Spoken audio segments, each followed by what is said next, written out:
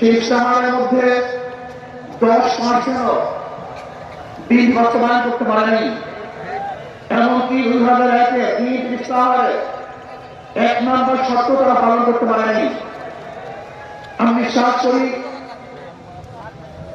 আগামীতে ক্ষমতায় কে যাবে না যাবে আমি জানি না, কিন্তু বাংলাদেশের জনগণ কোন দুর্নীতিবাজ, চাঁদাবাজ, দখলবাজ, খুনিদেরকে আর ক্ষমতা দেবে না।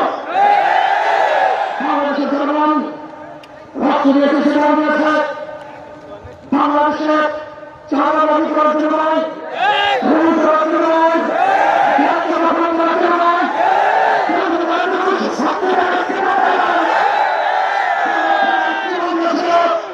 মানুষ মুক্ত করে আমার গরিব দুঃখীদের মানুষ ক্ষুধার্ত থাকবে না। বাংলাদেশের যে মানুষ খোলা আকাশে থাকবে না, বাংলাদেশের একজন গরিব বাসহীন থাকবে না। আমার বাংলাদেশের মানুষ খুন হবে না, খুন হবে না। বাংলাদেশের হবে না। বাংলাদেশের প্রত্যেক নাগরিক বাস্তবায়ন হবে, তার শান্তিতে বসবাস করতে পারবে, নির্বিঘ্নে করতে পারবে। আমার প্রাণবন্ত জাতীয় আপনার করতে পারবে। বাংলাদেশের মাতৃ থাকবে, বাংলাদেশে থাকবে, দাঁড়ি থাকবে, তুমি থাকবে, দাঁড়ি ধরে থাকতে পারবে না।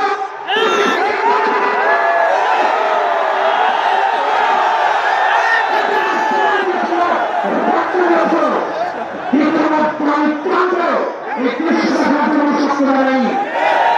মৌলবাদীকে খেয়াল ভাঙন করবো, মৌলবাদ দাবি দিল আজকে তুমি তাই ক্ষমতা ছেড়ে দেব না। এই সুমান শক্তি নেই।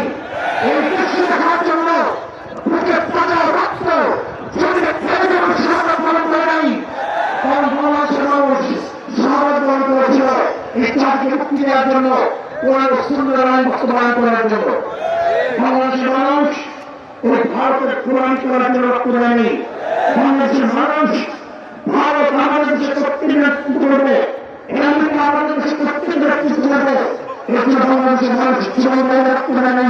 বাংলাদেশের মানুষ সাধারণ তারা নিজের আয় প্রণয়ন করবে, নিজেরা সংসদ পরিচালনা করবে, তারা নিজেরা পা যাবে, বাংলাদেশের জীবন দিতে পারে, কিন্তু তার প্রাণ করতে পারে না। আমি বিশ্বাস করি আজকে মন্ত্রীরা আছেন, যেটা আমরা মুনাফিকি না করি, মন্ত্রীরা আছেন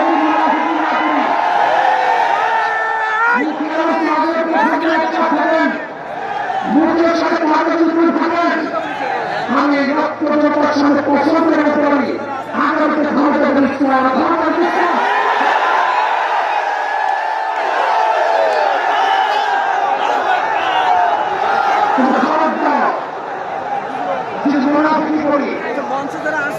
দেশের মানুষ সচেতন হয়েছে, দেশের মানুষ সব হয়েছে।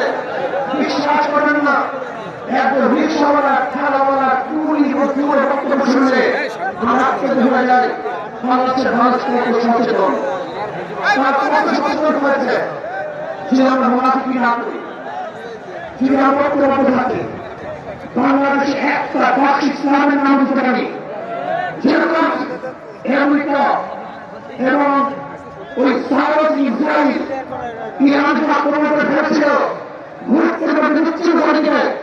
কিন্তু আক্রমণ করার পর দেখেছে ইরানের গুহাতে কোথাও এবং মিসাইল আছে।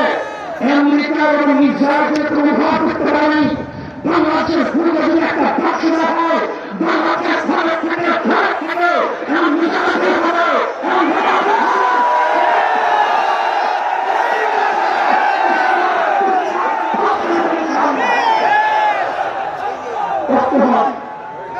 মুনাফিকি করবেন না, একসাথ হন, ঐক্যবদ্ধ হন।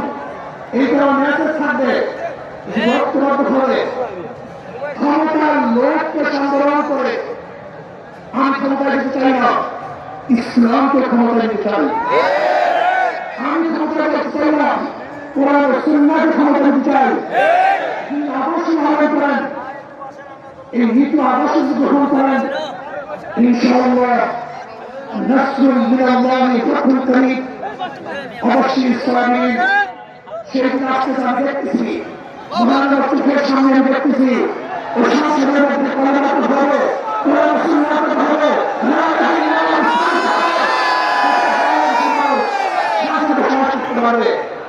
থাকবে না, অত্যাচার থাকবে না, অত্যাচার থাকবে না। প্রত্যেকটা মানুষের প্রাপ্তি তাদের ঘরে ঘরে পৌঁছানো।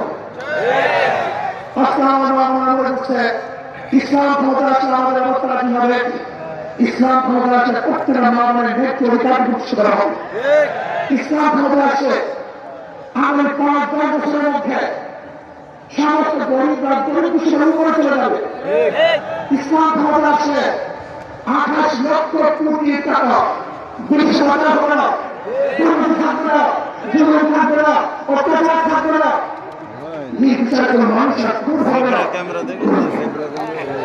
ইসলাম ক্ষমতা আছে শ্রমিকদেরকে তাদের অধিকার আদায়ের জন্য রাস্তায় নামার করতে হবে।